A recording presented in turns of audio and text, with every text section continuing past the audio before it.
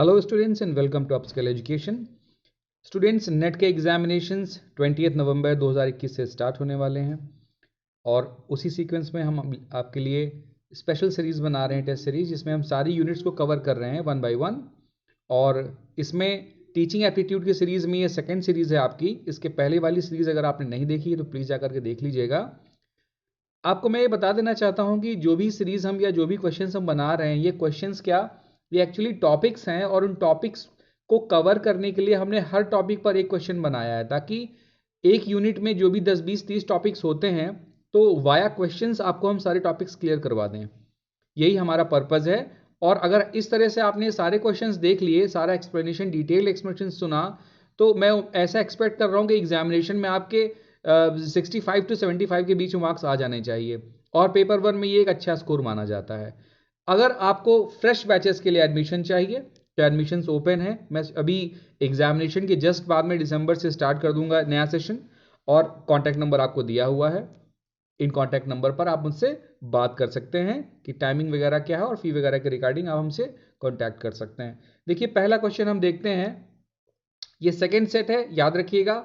Subscribe ज़रूर कर लीजिएगा अगर नेट का एग्जामिनेशन आपको देना है या आगे भी आप नेट का एग्जामिनेशन देना चाहते हैं या किसी भी टीचिंग जॉब से रिलेटेड वैकेंसी में आप अप्लाई करते रहते हैं, तो उसमें देखिए टीचिंग एप्टीट्यूड रिसर्च के क्वेश्चंस आते रहते हैं, तो सब्सक्राइब कर लीजिएगा। पहला क्वेश्चन देखते हैं। पहला क्वेश्चन कह रहा है कि Bloom's classifies teaching and instructional objectives into which of the following categories. भाई, ब्लूम ने कौन कौन सी कैटेगरीज में क्लासिफाई किया है टीचिंग ऑब्जेक्टिव को, राइट? अनुदेशन उद्देश्यों को निम्नलिखित में से किन वर्गों में विभाजित किया हुआ है? अब जरा देख लीजिए। मिस्टर बेंजामिन एस ब्लूम, इनका नाम था मिस्टर बेंजामिन एस ब्लूम, और बेंजामिन एस ब्लूम ने ये जो आपके टीचिंग इंस्ट्रक्शनल ऑब्जेक्टिव्स हैं या टीचिंग ऑब्जेक्टिव्स हैं, इनको 3 कैटेगरीज में डिवाइड किया था, राइट? जिसमें इसको बोला था हेड, पहले वाले को बोला था हेड, दूसरे वाले को बोला था हार्ट, और तीसरे वाले को बोला था हैंड। हेड, हार्ट और हैंड बोला गया था। इन तीनों का नाम जरा देख लीजिए। पहला है कॉग्निटिव डोमेन, संज्ञानात्मक ज्ञान क्षेत्र, जो कि रिलेटेड है आपके इंटेलेक्ट से, आपकी बुद्धि से। दूसरा है अफेक्टिव डोमेन, जो कि रिलेटेड है आपकी फीलिंग से, इसीलिए इसको हार्ट कहा जाता है। और तीसरा जो दिया हुआ है दैट इज साइकोमोटर डोमेन या मनोसंचालित ज्ञान क्षेत्र, and this is related to your hand, क्योंकि इसमें हम स्किल्स की बात करते हैं। इसमें हम बात करेंगे स्किल्स की, कौशल की बात करेंगे। तो ये तीनों चीजें ब्लूम ने क्लासिफाई की थी, और बाकी जो चौथा वाला है ये इसमें इंक्लूड नहीं होता है। आंसर क्या हो जाएगा? Answer will be option A 1, 2 and 3। याद रखिएगा, हेड, हार्ट एंड हैंड। इसमें आपका पहले कॉग्निटिव वाले में इंटेलेक्ट आएगा, दूसरे वाले में फीलिंग आएगी, और तीसरे वाले में आपकी स्किल्स आ जाएंगी। अगला क्वेश्चन देखते हैं। Which of the following is concerned with the acquisition of technical skills. भाई, अगर टेक्निकल स्किल्स आपको एक्वायर करनी है, आपको तकनीकी कौशल का अधिग्रहण करना है, तो उसके लिए ब्लूम्स क्लासिफिकेशन में से कौन सा एक आएगा? देखिए, साइकोमोटर मैंने आपको बताया, यही तो होता है स्किल से रिलेटेड। साइकोमोटर डोमेन ही तो स्किल से रिलेटेड है, जहां पर आप इसको क्या कहते हैं? इसको कहते हैं हैंड, है ना? हेड, हार्ट और हैंड में ये हैंड आता है, तो साइकोमोटर डोमेन ही हो जाएगा। कॉग्निटिव आपके इंटेलेक्चुअल से रिलेटेड है, अफेक्टिव जो है आपकी फीलिंग से रिलेटेड है। अगला क्वेश्चन देखते हैं। Which of the following factors affect the teaching process. भाई, निम्नलिखित में से कौन से कारक अध्यापन को प्रभावित करते हैं? ओके। पहला देखिए, टीचिंग स्किल्स। भाई, अगर टीचर की टीचिंग स्किल अच्छी होगी तो अच्छा इंपैक्ट आएगा, अगर बुरी होगी तो बुरा इंपैक्ट आएगा, राइट? तो ये तो इंपैक्ट करेगा। सब्जेक्ट मैटर, बिल्कुल अच्छी बात है। अगर इंटरेस्टिंग सब्जेक्ट मैटर है तो बच्चों को अट्रैक्ट करेगा, और अगर डिसइंटरेस्टिंग है तो बच्चे क्या करेंगे? रिपल करेंगे, रिलक्टेंस होगा उनके अंदर, पढ़ने की इच्छा नहीं करेगी। और अगर तीसरी बात हम करते हैं क्लासरूम एनवायरमेंट, क्लासरूम एनवायरमेंट भी बहुत ज़्यादा मैटर करता है। बच्चे अगर ओपन एनवायरमेंट में है, फ्री एनवायरमेंट में है, इंडिपेंडेंट एनवायरमेंट में है, तो उनको पढ़ने में ज़्यादा मजा आएगा, राइट? टीचर को भी पढ़ाने में ज़्यादा अच्छा लगेगा। तो देखिए, ये तीनों चीज़ें किस में आती हैं? ये टीचिंग प्रोसेस को ये तीनों की तीनों चीज़ें अफेक्ट करती हैं। इसमें ऑप्शन नहीं दिया हुआ है, कोई बात नहीं, आप इसमें लिख लीजिएगा 1, 2 एंड 3, यहाँ पर 1 ऐड कर लीजिएगा। ये तीनों की तीनों चीज़ें इंपैक्ट करेंगी। अगला क्वेश्चन देखते हैं। Which of the following teaching methods fall under learner centred strategies of teaching. Learner centred है। देखो जो टीचिंग स्ट्रेटजीज होती है उसमें तीन तरह की होती हैं। एक टीचिंग होती है जो टीचर सेंटर्ड होती है, दूसरी होती है मिक्स्ड जिसमें टीचर और बच्चा दोनों के हिसाब से पढ़ाया जाता है, और तीसरी जो आती है वो स्टूडेंट सेंटर्ड होती है। स्टूडेंट सेंटर्ड होती है, ऐसे करके देखिएगा तीन कैटेगरीज होती हैं। टीचर सेंटर्ड जो होगी या जो कह लिए शिक्षक केंद्रित होगी, उसमें टीचर अपने हिसाब से पढ़ाएगा, बच्चे के हिसाब से नहीं पढ़ाएगा। स्टूडेंट सेंटर जो होगी उसमें स्टूडेंट को फोकस किया जाएगा, ठीक है, टीचर को फोकस नहीं किया जाएगा। और जो मिक्स स्ट्रेटजी होती है उसमें टीचर और स्टूडेंट दोनों पर फोकस रहता है। ओके, तो आप देखिए इसमें क्या दिया हुआ है, आपको बोला गया है कि प्रोजेक्ट किस में आता है। ठीक है, देखिए प्रोजेक्ट दोनों में आ जाएगा। प्रोजेक्ट आपका मिक्स में भी मिलेगा और प्रोजेक्ट आपका स्टूडेंट सेंटर में भी मिलेगा, लेकिन ये टीचर सेंटर्ड नहीं होता है प्रोजेक्ट। ठीक है, फिर कह रहा है केस स्टडी। केस स्टडी भी किस में आ जाएगी, केस स्टडी भी आपको मिक्स्ड में भी मिलेगी और बच्चों वाले में भी मिलेगी, स्टूडेंट वाले में भी आपको केस स्टडी मिलेगी, दोनों ही में आएगा ये। फिर सिमुलेशन के साथ भी यही है, सिमुलेशन भी आपको इसमें भी मिलेगा मिक्स्ड में, और सिमुलेशन आपको स्टूडेंट सेंटर्ड में भी मिलेगा। ठीक है, अगला दिया है लेक्चर्स। देखो लेक्चर कौन देता है, लेक्चर बच्चा तो देता नहीं है, लेक्चर तो टीचर ही देगा, राइट। तो जाहिर सी बात है लेक्चर किस में आ जाएगा, लेक्चर आ जाएगा टीचर सेंटर्ड में। तो इस तरह से आप देख रहे हैं कि कौन सी शिक्षार्थी केंद्रित कौन सी हो गई, तो ऊपर की जो तीन है वो तीनों क्या है, वो स्टूडेंट फोकस्ड हो गई, यानी कि स्टूडेंट सेंट्रिक है। कौन सी, 1, 2 एंड 3। देख लीजिएगा, अच्छे से पढ़ लीजिएगा भाई, एग्जाम में ऐसे ही क्वेश्चंस पूछे जाते हैं। आपसे पूछेगा तो आपको क्लैरिटी के साथ में पता होना चाहिए, वरना वहां लगा नहीं पाओगे, बहुत ही रिलेटेड ऑप्शंस दिए जाते हैं। अगला क्वेश्चन कह रहा है which of the following developed the method of mind mapping. भाई माइंड मैपिंग किसने डेवलप की। अब सबसे पहले यह समझिए कि मन मानचित्रण या माइंड मैपिंग होता क्या है। दो बातें आ रही हैं, पहला वर्ड दे रहा माइंड, दूसरा वर्ड दे रहा मैपिंग। तो भाई माइंड मैपिंग में क्या करना, जरा ये समझ लीजिएगा आप। माइंड मैपिंग में क्या किया जाता है, आपके माइंड में जो भी थॉट्स आ रहे हैं उसका आप लिख लेते हैं उसको स्टेप बाय स्टेप, राइट। आपके माइंड में जो भी थॉट्स आ रहे हैं उनको आप स्टेप बाय स्टेप लिख लेते हैं और आपस में इंटर रिलेट कर लेते हैं। उससे फायदा यह होता है कि एक पिक्टोग्राफिक इमेज आपके सामने आ जाती है और आपको चीजें समझने में या समझाने में आसानी होती है। ठीक है, पॉइंट टू पॉइंट आप लिख सकते हैं और फाइनली ये क्या होता है, आप देख रहे हैं ना, एक तरह से एक पिक्चर से बनती जा रही है, जिसको आप कहते हैं, जैसे एक कहते हैं एल्गोरिदम बनती जा रही है, या एक फ्लो चार्ट टाइप का बनता चला जाता है। हालांकि फ्लो चार्ट और माइंड मैपिंग में डिफरेंस होता है। Flow chart step by step है और माइंड मैपिंग में आप क्या लिखते हैं, अपने थॉट्स लिखते हैं। माइंड मैपिंग में आप अपने थॉट्स लिखेंगे, ओके, आपके विचार क्या आ रहे हैं, आपके आइडियाज क्या आ रहे हैं, ये आइडियाज लिखे जाते हैं। तो ये भाई किसने किया था, बहुत इंपॉर्टेंट टेक्निक होती है ये। हायर लेवल मैनेजमेंट में अक्सर लोग माइंड मैपिंग को प्रेफर करते हैं। किसने किया था, इनका नाम था मिस्टर टोनी बुजान। नाम देख लीजिए, मिस्टर टोनी बुजान ने माइंड मैपिंग डेवलप की थी। अगला क्वेश्चन देखते हैं, which of the following is are correctly matched. निम्नलिखित में से कौन सुमेलित हैं। अच्छा देख लेते हैं, देखिए प्रीवियस वीडियो में भी मैंने आपको महात्मा गांधी के बारे में बताया था कि जहां पर भी मैंने बोला था कि वर्ड हरिजन आ जाए या जहां पर भी बेसिक एजुकेशन की बात है वहां पर महात्मा गांधी आएंगे। अब यहां पर देखिए क्या दिया गया है, यहां पर आपको बोला जा रहा है कि learning environment in natural environment, learning in natural environment, प्राकृतिक वातावरण में शिक्षा। देखिए प्राकृतिक वातावरण में शिक्षा महात्मा गांधी ने नहीं दी थी, ये किसने दी थी, ये दी थी मिस्टर रविंद्रनाथ टैगोर जी ने, रविंद्रनाथ टैगोर ने दी थी। और इसीलिए शांति निकेतन उन्होंने जो वेस्ट बंगाल में स्टैब्लिश किया है वो ओपन एनवायरमेंट को सपोर्ट करता है, एंडोर्स करता है। किंडरगार्टन, किंडर का मतलब होता है छोटा बच्चा और गार्डन का मतलब होता है फूल, गार्डन, है ना। तो जैसे किंडरगार्टन मतलब जो हम लोग केजी पढ़ते हैं, तो केजी का कॉन्सेप्ट किसने दिया था, फ्रोबेल ने दिया था, सही है ये। फिर इंटीग्रल एजुकेशन, समाकल शिक्षा, ये भी श्री अरबिंदो ने दी थी, ये बात भी सही है। फिर कह रहे हैं एक्सपीरियंशियल लर्निंग, जॉन डेवी ने दिया था, ये पॉइंट भी सही है। दैट मीन्स आपके लास्ट 3 पॉइंट सही हैं और पहला वाला पॉइंट मिसमैच हो गया है, उसमें महात्मा गांधी की जगह रविंद्रनाथ टैगोर को आना चाहिए। ओके, तो ऑप्शन क्या हो जाएगा, 2, 3 and 4 will be the right answers. अगला क्वेश्चन देखते हैं, the teaching can be defined. देखो टीचिंग अब इसमें दिया हुआ है कि बाइपोलर, ट्राइपोलर, क्वाड्रिपोलर, भाई ये होता क्या है। ये बाईपोलर ट्राईपोलर क्या है? एक बात समझना, पोलर की मतलब आती है ध्रुव, 2 पॉइंट्स कह लीजिए आप, जैसे हमारे अर्थ में क्या होता है, नॉर्थ पोल और साउथ पोल होता है, तो ऐसे ही 2 पोल ले लीजिए आप। 2 पोल आपने ले लिए, इसमें एक पोल हो गया टीचर और दूसरा पोल हो गया स्टूडेंट, ऐसे समझना। तो अगर टीचर और स्टूडेंट आपस में इंटरेक्ट कर रहे हैं, आपस में बातचीत कर रहे हैं, इनका अधिगम और अध्यापन हो रहा है, लर्निंग एंड टीचिंग हो रही है, तो ये क्या हो गई, ये हो गई बाईपोलर। ध्यान से देखो कितने पोल्स हैं इसमें, बाईपोलर होगा। सिर्फ टीचर स्टूडेंट की बात आ रही है तो ये बाईपोलर हो गया। ओके, अब देखो क्या करते हैं, अब मान लो ये टीचर है, ये स्टूडेंट है, और यहां पर करिकुलम भी आ गया। क्या आ गया? करिकुलम या पाठ्यचर्या। इस पर हमने डिस्कशन किया था पहले वाले वीडियोस में, जिसने नहीं देखा जरूर देख लेना, सवाल इस पर जरूर बनेगा, क्वेश्चन जरूर जरूर आएगा इस पर।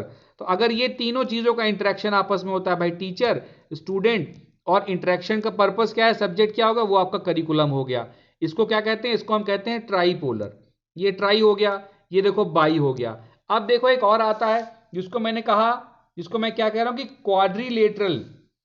क्वाड्रिलेटरल का मतलब क्या होता है जरा समझना। यहां पर टीचर है, ये आपका स्टूडेंट है, ये आपका करिकुलम है, और साथ ही साथ ये आपका फिजिकल एनवायरनमेंट हो गया। टीचर हो गया, स्टूडेंट हो गया, ये आपका करिकुलम हो गया, या जिसको आप पाठ्यचर्या कहते हैं, करिकुलम है। और यहां पर क्या आ गया आपका एनवायरनमेंट। भाई एनवायरनमेंट की बात भी चल रही है, पर्यावरण की बात चल रही है। पर्यावरण का मतलब समझ रहे हो क्या है? पर्यावरण का मतलब यहां पर घास फूस नहीं है। एनवायरनमेंट का मतलब यह है जैसे क्लासरूम में हो रहा है, या ओपन एजुकेशन चल रही है, या कॉलेज में हो रही है, फॉर्मल है या इनफॉर्मल है, इस तरह की चीजों में क्या देखो 4 फैक्टर्स आ रहे हैं, टीचर, स्टूडेंट, करिकुलम और फिजिकल एनवायरनमेंट। जो भौतिक पर्यावरण आपका हो रहा है, फिजिकल एनवायरनमेंट, तो ये क्या होगी, ये क्वाड्रिलेटरल प्रोसेस हो गई। तो देखिए टीचिंग क्या है, ये सारी की सारी हैं, बाइपोलर भी हो सकती है, ट्राइपोलर भी हो सकती है, और क्वाड्रिलेटरल प्रोसेस भी हो सकती है। आंसर हो जाएगा all of the above. Question number 8 देखते हैं बेटा। क्वेश्चन नंबर 8 आपसे कह रहा है which of the following is the product of learning. अगर लर्न कर रहे हैं आप कोई चीज, तो उसका क्या रिजल्ट आएगा, क्या सीखोगे आप उसमें। देखिए इंटेलिजेंस जो है लर्निंग से आ सकता है, पर जरूरी नहीं कि लर्निंग से ही आए, राइट। इंटेलिजेंस बाय बर्थ भी हो सकता है, ये चीज समझिएगा। There are some children who are very born very intelligent, लेकिन इसको हम एक्वायर भी कर सकते हैं। तो कंडीशनल है, इसलिए हम ये बिल्कुल नहीं मानेंगे कि सिर्फ लर्निंग की वजह से ही इंटेलिजेंस आता है। ओके, दूसरा कह रहा है मैच्यूरेशन। मैच्यूरेशन भी इंटेलिजेंस या लर्निंग की वजह से आए ऐसा जरूरी नहीं है, एक्सपीरियंस की वजह से भी आ सकता है। तीसरी बात आती है स्किल्स। स्किल्स आपको लर्न ही करनी पड़ेंगी तभी आएंगी, अगर आपको सिखाया नहीं जाएगा, अगर आप सीखेंगे नहीं तो आपको स्किल्स नहीं आएंगी। तो इसका आंसर स्किल्स ही हो जाएगा। और मेमोरी का कोई लेना देना नहीं है, मेमोरी का लर्निंग से क्या लेना देना है भाई, मेमोरी तो एक टूल है लर्न कराने के लिए। आंसर क्या हो जाएगा, आंसर हो जाएगा ऑप्शन सी। क्वेश्चन नंबर 9 देखते हैं। Arrange the following teaching process. अब ये देखो ये पूरी पूरी टीचिंग प्रोसेस आ जाएगी इसमें कि कब क्या कैसे किया जाता है। देखिए टीचिंग प्रोसेस में क्या होता है, आपको क्रम से लगाना है 1 by 1, ठीक है। तो टीचिंग प्रोसेस में सबसे पहले क्या किया जाता है जरा समझिएगा। कोई भी काम हम करते हैं तो सबसे पहले हम देखते हैं कि हमारे ऑब्जेक्टिव्स क्या हैं, भाई हमारा पर्पस क्या है। तो सबसे पहले क्या करेंगे, फॉर्मुलेशन ऑफ टीचिंग ऑब्जेक्टिव्स, अध्यापन उद्देश्यों की रचना। सबसे पहले आप उनको फॉर्मुलेट करेंगे। उसके बाद में क्या करेंगे, उसके बाद में आप रिलेट करेंगे प्रेजेंट नॉलेज को प्रीवियस नॉलेज से, कि अभी आपने क्या सीखा, पहले आपको क्या आता था और कैसे करके पढ़ाना है। फिर तीसरी बात में क्या आ जाएगा, अब आप क्या करेंगे, अब आप प्रेजेंटेशन करने लगेंगे, यानी कि अब आप पढ़ाएंगे। प्रेजेंटेशन ऑफ मटेरियल का मतलब है कि अब आप पढ़ाएंगे, तीसरे पॉइंट में आप पढ़ाएंगे। पढ़ाने के बाद में आप क्या करेंगे, इवैल्यूएशन करेंगे। आपने जो पढ़ाया है उसको चेक करेंगे कि बच्चों को कितना आया है, क्या समझ पाए, क्या सीखा है उन्होंने। और जब आप इवैल्यूएशन कर लेंगे तब आपको आइडिया हो जाएगा कि आपकी टीचिंग किस लेवल की रही, बच्चों ने ग्रैब किस लेवल से किया है, कितना आप समझा पाए हैं और कितना बच्चे समझ पाए हैं। ये जानने के बाद में आप क्या करेंगे, फिर से स्ट्रेटजी बनाएंगे, फिर से यही साइकिल चलेगी और अब क्या करेंगे, आप रीटीचिंग करेंगे, रीटीचिंग करेंगे। तो देखिए ये एक पूरी प्रोसेस चल रही है। तो इसमें सबसे पहला स्टेप क्या आ जाएगा, सबसे पहला स्टेप है आपका फॉर्मुलेशन ऑफ ऑब्जेक्टिव, यानी कि 4। तो 4 देखिए 3 में दिया हुआ है। अगला पॉइंट दिया है आपका, ये दिया जाएगा। सेकंड पॉइंट आपका हो जाएगा पॉइंट 1, 2 में दिया हुआ है। उसके बाद कह रहे हैं थर्ड पॉइंट आपका क्या हो जाएगा, थर्ड पॉइंट है आपका ये 5th पॉइंट। तो थर्ड पॉइंट 5th में 4th वाले में दिया, दैट मीन्स आपका फोर्थ ऑप्शन राइट हो जाएगा। देखो भाई अच्छे से पढ़ना है, इसको अच्छे से देख लेना, ठीक है, स्लो करके देख लो, पॉज करके देख लो, लिख लो कहीं पर। ये क्वेश्चन बहुत इंपॉर्टेंट है, कई बार पूछा गया, आगे भी पूछा जा सकता है। फाइनल क्वेश्चन देखिए इस सेट का, इसके बाद अभी टीचिंग एप्टीट्यूड का एक और सेट आएगा 10 क्वेश्चंस का, उसके बाद में हम लोग रिसर्च के सेट डालना शुरू करेंगे। भाई सब्सक्राइब जरूर कर लीजिएगा। आप देख रहे हैं कि सारे के सारे इंपॉर्टेंट क्वेश्चंस हैं और मैं कहीं से भी क्वेश्चन कट पेस्ट नहीं करता हूं। ये सारे क्वेश्चंस ऐसे हैं जो डिटेल मेरे अपने बनाए हुए हैं, ताकि बच्चों को नया सब्जेक्ट मैटर मिले। पुराने प्रीवियस वो क्वेश्चंस लगा करके आप बिल्कुल बोर हो जाते हैं और वो रिपीट नहीं होते हैं क्वेश्चंस नेट में। कभी कभार भले एक आधा क्वेश्चन मिल जाए, नए क्वेश्चंस आते हैं, अगर कॉन्सेप्ट नहीं क्लियर होगा तो आप कुछ कर नहीं पाओगे उसमें। तो देखिए कह रहा है which of the following statement is are true. भाई कौन से कथन क्या है, सत्य हैं, देख लेते हैं। तो यहां पर इवैल्यूएशन और टेस्टिंग की बात आ रही है, बहुत इंपॉर्टेंट क्वेश्चन है। Diagnostic evaluation is more elaborate than formative evaluation. निदानात्मक मूल्यांकन रचनात्मक मूल्यांकन से अधिक विस्तृत होता है। जी हां, बिल्कुल सही बात है। क्यों होता है जरा ये समझिएगा। जब हम किसी चीज की डायग्नोसिस करते हैं, जब भी हम किसी चीज की डायग्नोसिस करेंगे तो हम क्या पता लगाते हैं, हम पता लगाते हैं कि इसके कॉज क्या है, इसके कारण क्या है, ठीक है, और उनको कैसे अलग करना है। जबकि फॉर्मेटिव में हम सिर्फ ये पता लगाते हैं कि बच्चे ने कितना सीखा, कितना सीख रहा है और आगे कैसे इंप्रूव किया जाए। यहां पर हम ये भी डायग्नोसिस में हम ये भी देखते हैं कि कितना सीखा और क्यों सीखा। ऐसा कोई चीज अगर उसको नहीं आ रही तो क्यों नहीं आ रही है, उसका भी इलाज ढूंढा जाता है, ठीक है। दूसरा कह रहा है कि criteria reference testing is more common in competitive exams. Competitive exams में क्राइटेरिया रेफरेंस टेस्टिंग या निकष संदर्भित परीक्षण का उपयोग किया जाता है। भाई ऐसा नहीं है। क्यों नहीं है, जरा इसके लिए हमको समझना पड़ेगा कि क्राइटेरिया और नॉर्म रेफरेंस टेस्टिंग होता क्या, जरा ये समझ लीजिएगा, ठीक है। समझाते हैं आपको। देखिए सबसे पहले आपको दिया हुआ क्राइटेरिया, ठीक, तो क्राइटेरिया में क्या होता है जरा समझना। जैसे मैंने कहा कि 60% मार्क्स लाने जरूरी हैं पास होने के लिए। 60% मार्क्स लाओगे तो पास हो जाओगे, ये क्या हो गया, ये क्राइटेरिया हो गया, ठीक है। तो अभी इस क्राइटेरिया में अगर मैं बोलूं कि भाई 80% बच्चे पास हो गए हैं, 80% बच्चे पास हुए हैं, तो देखो क्राइटेरिया क्या था कि 60% मार्क्स लाने हैं और उस हिसाब से 80% बच्चे पास हो गए, ये क्या हो गया, ये क्राइटेरिया रख दिया हमने। दूसरा होता है नॉर्म।